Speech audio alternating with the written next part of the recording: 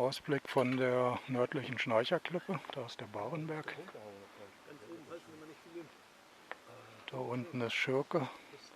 Im Hintergrund der Honekamm, Hohneklippen. Davor der Erdbeerkopf.